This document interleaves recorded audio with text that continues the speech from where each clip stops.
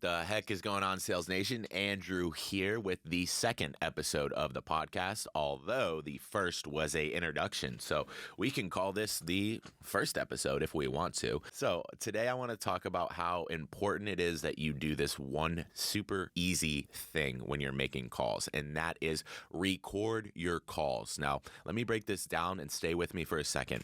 Set up a camera. I use an old iPhone 8. Like, I have a little tripod in the corner of my desk, but listen, have the camera on. You are not just looking for audio when you record these calls. You need to look and be aware of your body language, of your facial expressions. Are you pacing?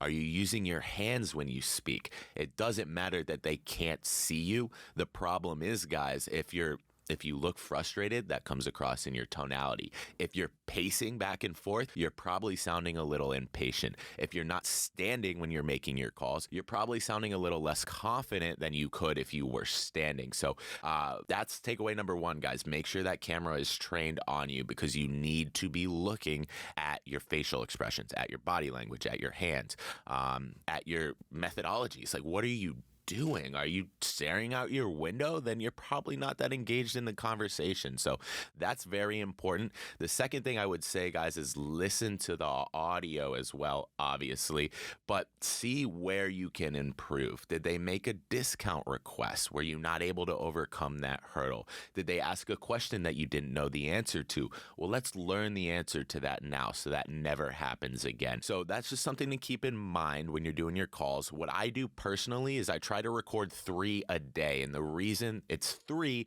is because they're different, like, subsections, right? So the first type of call that I try to record is called a cold call. You guys are familiar with those. The second type of call that I try to record is someone who's in my future business rotation sequence. So this means someone who is probably going to pick up the phone, someone who has my number saved and may not look forward to hearing from me, but certainly there's value that's already been provided there. So they're happy to hop on the phone with me. They're happy that I'm reaching out to them every 30 days just to check in and see if they need anything. And then the third call that I record, guys, is going to be someone who actually has outstanding terms or an outstanding quote. This is going to be someone who is actually, they haven't pulled the trigger yet, but they could. So what is that hurdle that they're not able to overcome? Is something too expensive? Am I not able to close quick enough? What is it?